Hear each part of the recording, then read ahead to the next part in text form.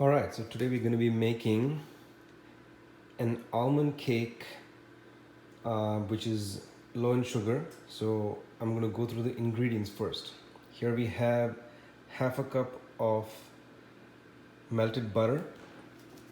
We're going to be using half a cup of sour cream, 3 whole eggs. I'm using monk fruit sweetener with erythritol. This is available on Amazon. I got this from Costco. This is almond flour. It's a Kirkland brand.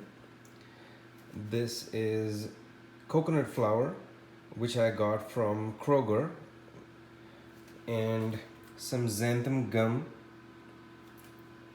baking powder, and vanilla extract. I've added all the wet ingredients and the sweetener, and now I'm going to give this a nice whisk before adding my dry ingredients.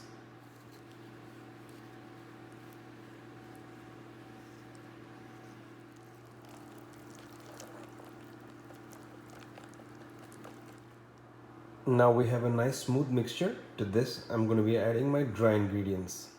That's 1.5 cups of almond flour and half a cup of coconut flour. I've added my last few dry ingredients and the vanilla essence.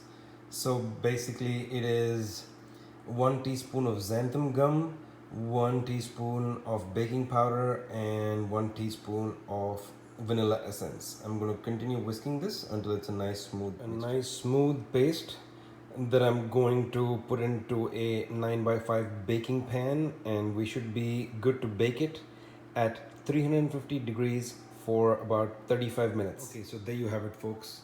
It's all set to go in the oven at 350 degrees for 35 minutes, and it's in my baking pan. It's in the oven, 350 degrees for 35 minutes. There you have it. It is out of the oven, looks done. I had to let it stay inside for a little bit longer.